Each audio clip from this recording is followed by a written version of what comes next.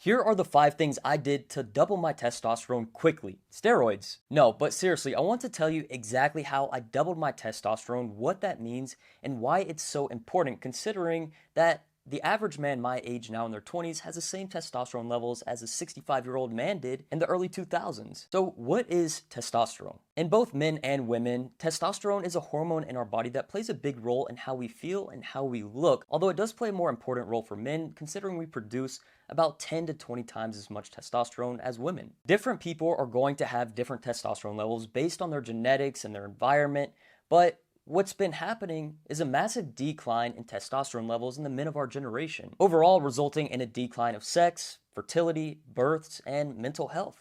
More than ever, now is a time where the term mental health is prevalent. Literally every 10 minutes, there is a death by suicide in the United States alone, with 80% of them being men. And from firsthand experience, I know the struggle and understand that genes and someone's past can play a big role, but I do believe that a majority of self-diagnosed depression comes from a lack of progression, which then becomes a big, unhealthy, medicated loop. I've been in down times, and the odds are you have too. So these massive changes in my life started from realizing that I had had enough of feeling the way that I did.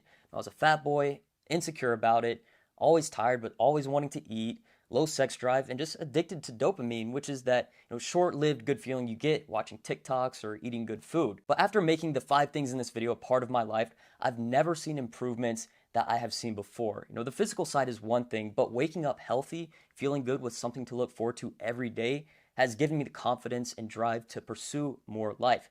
And that is what's priceless. To give you some context, I'm 5'8" and weighed 200 pounds before starting all of this. And I also had my blood drawn to get an idea on where my levels were at. And my testosterone came back at 364 total, and my free levels at 7, which is very low for my age. So at the end of the video, I'm going to show you the results after doing all these 5 things. Now, I want to keep it real with you. I've always tried to find some type of shortcut to improve my health, whether it's supplements, diets, workouts, and even hormone therapy.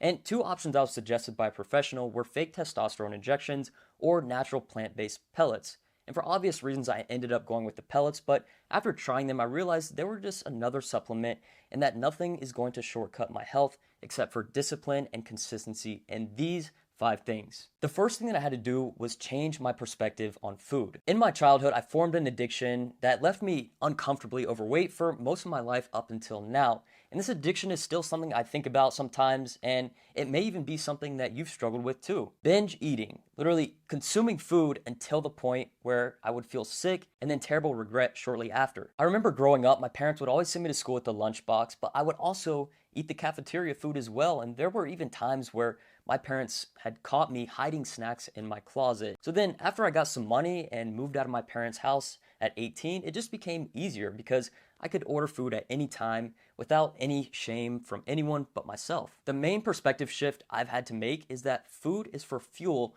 not for comfort. So I started learning about the basics of macros, your proteins, fats, and carbs. Then I started going down the wormhole and found all these terrible things about how all these foods that I thought were generally healthy were actually filled with sugar and processed to the moon. And what most people don't realize is that some of your favorite foods like pizza are so good because you're getting the sensation of carbs and fats at the same time.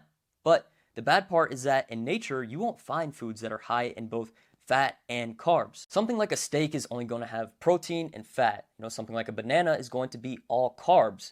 But almost every product in a grocery store that isn't just one ingredient, like a banana, is going to be manufactured to have both fat and carbs. Why? Because it's addicting, it's cheaper than protein, and it has a longer shelf life.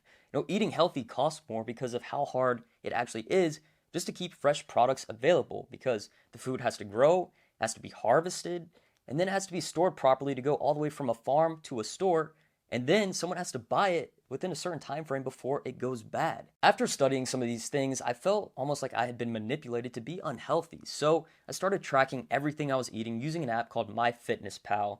And as I was starting to pay more attention to what I was eating, I was feeling better, but I still had constant cravings for the combination of carbs and fat. So I decided to go on what I call a speed run and do something crazy that changed my life for the better, which was switching to the carnivore diet, where I only ate animal products and 0 carbs. And what this did was change my body to go from using carbs as my energy source to using my body's fat as an energy source. and I still primarily follow this diet. The second thing I did was get direct sunlight every single day. This is a natural antidepressant that most people don't take, and I'm not talking about just a quick walk from your house to your car. I'm talking about some serious sunlight directly to your skin and your face for at least 10 minutes a day without wearing sunscreen.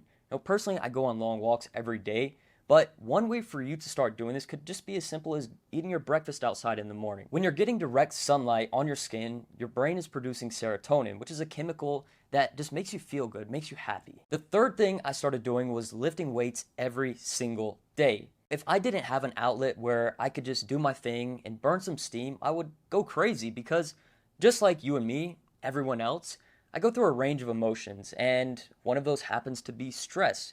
And when we're stressed, a hormone called cortisol is released. This is our fight or flight response, and it also raises our blood pressure. But what I had to learn was how important it is that I don't feed into that feeling. When stressed, it's easy to source some quick comfort on social media or foods, but instead, I've built daily habits like lifting weights that allow me to get rid of those negative emotions, and I feel much better after. The fourth thing I did was change my relationship with negativity. You can't avoid negativity, but what you can do is make it avoid you. Now, when I say that, I think about it as if I'm sitting here and negativity bullets are flying my way, instead of them just going into me, they're going all around me. All negativity really is a poor set of beliefs, and I used to have those beliefs. I was always pointing out and looking for the bad in every situation, which was holding me back from achieving what I've always wanted to. Now I'm at a point where I'm consistently grateful and I'm always just finding the good in every situation. So what I did to change that perspective in my relationship with negativity was replace the exact people, media, and thoughts I surrounded myself with and consumed. It does suck though, because there are people I genuinely love, that I care for, but I have to keep my distance from them because they're always complaining, but don't want to change themselves. And I'm sure it's fun to keep up with random people's drama on social media, but you can decide to stop doing that and instead start filling your mind with media that causes a positive influence on your thoughts. I started listening to podcasts like Andy Frisella, Ed Milet. I do consume some entertainment content on YouTube about cars because I love cars, but nothing about drama or anything negative like that. The fifth thing I started doing was getting cold, deep sleep. This is one of the biggest contributors to the change in my overall health. Sleep is a time for our minds and bodies to recover, and without proper sleep, I wouldn't have been able to lose the weight and make the transformation I did. Most people don't think about this, but you actually burn calories when you're sleeping. So if you weigh in at night before you go to bed, you should weigh less in the morning. The only reason why some people don't lose weight overnight is because they sleep the wrong way and actually make their body go into digestion mode instead of recovery mode. This is something I wish I had learned earlier, but to avoid digestion mode, you should stop eating for the day within 4 hours of going to bed.